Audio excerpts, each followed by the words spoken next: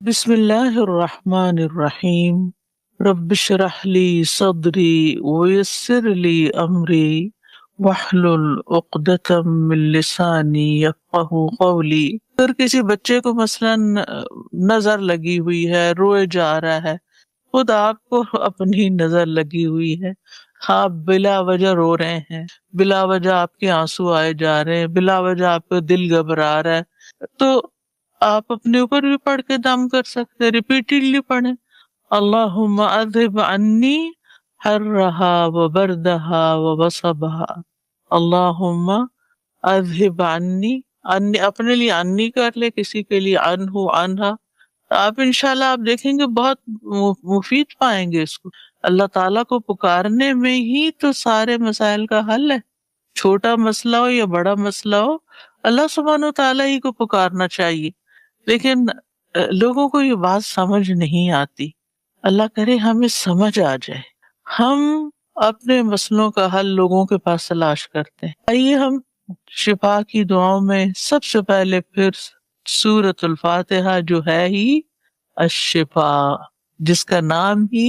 الشفا ہے۔ الحمد للہ رب العالمین الرحمن الرحیم مالک یوم الدین ایاک نعبد و ایاک نستعین اہدنا الصراط المستقیم صراط الذین انعمت علیہم غیر المغضوب علیہم ولا الضالین آمین۔ تعریفیں اللہ ہی کے لیے ہیں جو تمام جہانوں کا رب ہے، بہت مہربان، نہایت رحم کرنے والا، بدلے کے دن کا مالک۔ صرف تیری ہی ہم عبادت کرتے ہیں اور صرف تجھ ہی سے ہم مدد چاہتے ہیں۔ ہمیں سیدھا راستہ دکھا، ان لوگوں کا راستہ جن پر تو نے انعام کیا، ان کا نہیں جن پر تیرا غضب ہوا، اور نہ گمراہ ہونے والوں کا۔ سورۃ الفاتحہ شفا دینے والی سورت ہے۔ ابن قیم کہتے ہیں مجھے کچھ ایسی بے قرار کرنے والی تکالیف لاحق ہوتی تھی کہ قریب تھا کہ ان تکلیفوں کی وجہ سے میری حرکت ہی رک جاتی۔ یہ تکلیفیں دوران طواف اور طواف کے علاوہ بھی مجھے لاحق ہو جاتی تو میں فوری طور پر سورۃ الفاتحہ پڑھتا۔ یہ ہے علماء کا طریقہ، تکلیف لاحق ہوئی، فوری طور پر سورۃ الفاتحہ شروع کر دی اور اسے اپنی تکلیف والی جگہ پر لگاتا، یعنی ہاتھ پر پڑھ کے یا ویسے ڈائریکٹ اس پہ پڑھ کے، تو وہ تکلیف ایسے ہو جاتی جیسے کہ کوئی کنکری ہو جو نیچے گر گئی ہو، نکل کے باہر آ جاتی۔ وہ کہتے ہیں میں نے اس کا کئی بار تجربہ کیا۔ ہم میں سے ہر ایک کو سورۃ فاتحہ آتی، کوئی عذر نہیں، اور ہر شخص پڑھ سکتا ہے اور پورے یقین کے ساتھ پڑھ۔ دیکھیے ایک ہے پڑھنا اور ایک ہے یقین کے ساتھ پڑھنا۔ جب ہم ڈھیلے ڈالے پڑھتے ہیں پتہ نہیں ٹھیک ہوں گی کہ نہیں، پھر مجھے گولی کھا لینی چاہیے، تو نہیں، سب سے پہلے گولی کھانے سے بھی پہلے سورۃ فاتحہ پڑھیں۔ یہ وہ مدارج السالکین ان کی کتاب ہے، اس کے اندر وہ یہ بات لکھتے ہیں۔ ہے تو یہ اللہ کا کلام، لیکن اس کا اسلوب دعائیہ ہے سورۃ الفاتحہ کا، یعنی دعا ہے ایک طرح سے، اور اللہ سبحانہ تعالیٰ نے ہمیں یہ سکھائی ہے کہ مجھ سے اس طرح مخاطب ہوا کرو، یعنی مجھ سے اس طرح مانگا کرو۔ اور یہ دعا جو ہے، یعنی یہ سورت، جسمانی بیماریوں کے علاوہ اگر کوئی چیز کاٹ جائے، جیسے سانپ کا زہر ہو یا بچھو وغیرہ ہو، یا کوئی بھی چیز لگ جائے، چوٹ لگ جائے، گر جائے، ٹوٹ جائے، یا دیوانگی جیسی کوئی بیماری جنون کی لاحق ہو، سبھی میں فائدہ دیتی۔ اور وہ مشہور حدیث جو صحیح بخاری میں ہے، جس میں سفر کے دوران صحابہ کرام نے ایک قبیلے کے سردار کو سورۃ الفاتحہ پڑھ، ان میں سے ایک صحابی نے سورۃ الفاتحہ پڑھ کر دم کیا تھا اس کو، تو وہ اچھا بھلا ہو گیا، یعنی بچھو نے کاٹا تھا اور اس پر سورۃ فاتحہ پڑھ کے لعاب لگایا اور وہ درست ہو گیا۔ اسی طرح ایک اور موقع پر ایک مجنون شخص کے اوپر پڑھا تو وہ ٹھیک ہو گیا۔ تو اس سورت کو سورت الشفا بھی کہا گیا ہے، اس کو رقیہ بھی کہا جاتا ہے، یعنی دم کرنے والی سورت۔ اس کو سبع من المثانی بھی کہا جاتا ہے، بار بار پڑھی جانے والی آیات، یعنی آپ نے جب دم کرنا ہے تو ریپیٹیڈلی کرنا ہے، یقین اور ہاں بلند آواز سے، کیونکہ جو قرآن مجید کے ساتھ جب ہم آواز بلند کر کے صحیح مخارج کے ساتھ اچھے سے پڑھتے ہیں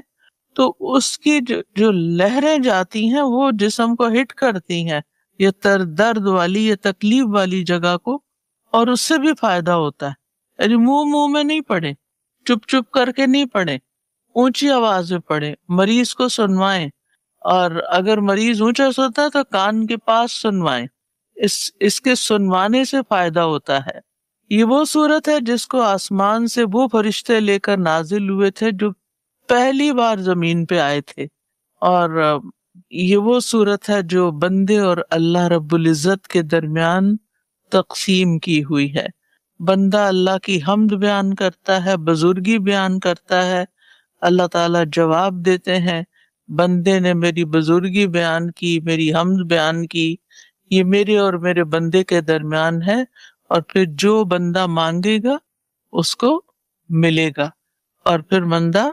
ایاک نعبد و ایاک نستعین پڑھ کے اہدنا الصراط المستقیم اور صراط الذین انعمت علیہم، اور یہ انعام دنیا کا بھی ہے اور یہ انعام آخرت کا بھی ہے۔ تو اس لیے بہتر یہ ہے کہ روزانہ کی بنیاد پر اس کو پڑھنے کی عادت آپ بنا سکتے ہیں، تاکہ وہ بیماری ہے جن کو ہم جانتے ہیں اور وہ جن کو ہم جانتے ہی نہیں، کچھ ایسی چیزیں بھی تو اندر چھپی ہوئی ہیں نا جس کا ہمیں پتہ ہی نہیں۔ تو آپ کیا کر سکتے ہیں کہ مثلاً آپ صبح اپنے لیے پانی کا ایک گلاس بھرتے ہیں، ایک مثال ہے، تو آپ کیا کریں، خود ہی پڑھ کر اس کے اوپر 1 دفعہ پڑھ لیں، 3 دفعہ پڑھ لیں، 7 دفعہ، جو آپ کی توفیق ہو، جتنا آپ کے پاس وقت ہو، پڑھ کے اس کو دم کر لیں، اور پھر اس میں سے پیتے رہیں۔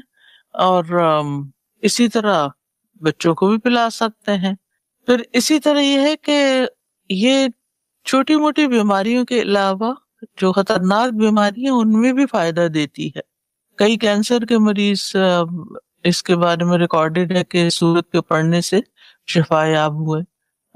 ایک شخص کو جگر کا کینسر تھا، انہوں نے یہ سورت پڑھنی شروع کی تو بالکل ٹھیک ہو گئے۔ ایک شخص کو بلڈ کینسر تھا جس کو ڈاکٹروں نے بالکل جواب دے دی، اور اس کی شادی میں 6 ماہ کا وقت تھا، تو اس شخص نے سورت فاتحہ کا معمول بنا لی، زیادہ زیادہ پڑھنی شروع کر دی، اور آج الحمدللہ اس کے 3 بچے ہیں اور وہ زندہ ہے اللہ کے فضل و کرم سے۔ تو یعنی کہ کسی بھی طرح کی، اسی طرح روحانی بیماریاں، جادو کا اثر ہے، کچھ ہے، دل غمگین رہتا ہے، ٹینشن رہتی ہے، ہر چیز میں ٹھیک فائدہ دیتی۔ اسی طرح ایک خاتون کے بارے میں نے کہیں پڑھا کہ وہ